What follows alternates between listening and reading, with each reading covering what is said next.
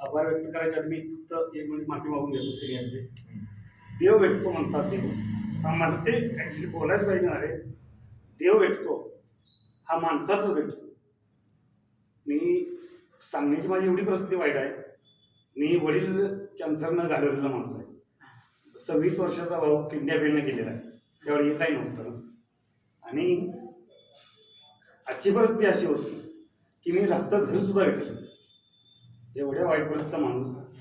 ज्यावेळी सरांनी मला सांगितलं की आपल्याला कोल्हापूरला जायचं आहे आणि मी कोल्हापूरला गेलो. कशासाठी जायचं, काय जायचं, काही विचारत नाही कधी.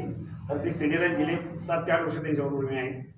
कधी विचारत नाही त्यांना कुठं जायचं, काय जायचं, कशाला जायचं. त्यांनी फक्त बोलवलं की गाडीवर बसायचं. परवा सहज गेलो, कोण मला म्हटले कोल्हापूरला जायचं आपल्याला, निघून मी गेलो. कोल्हापुरात गेल्यानंतर ह्या सरांचं मटेरियल आणण्याचं मी 15,000 देणं होतं. आणि ज्यावेळी मी कोल्हापुरात गेलो शाहू पुतळ्याजवळ आणि फोन आला सरांचा आणि हे गाडी चालवतो. मला म्हटलं फोनचा फोन बघितला तर वागायचं. म्हटलं सर मला कशाला घेऊन आला इथं. अहो त्यांचं मी मालाचा माल पडलाय, तसाच माल विकलेला नाही. 15,000 मी देणं आहे त्यांचं. आणि त्यांच्याकडे मला ते म्हटले तो विषय जरा बाजूला ठेवा, आपण दुसऱ्या एका विषयासाठी आलोय. आणि म्हटले सरांनी फोन केला कुठे यायचं, तर म्हटले त्रिवेणी हॉटेलजवळ आम्ही तिथं थांबलो. आम्ही तिथं गेलो. मला काही माहिती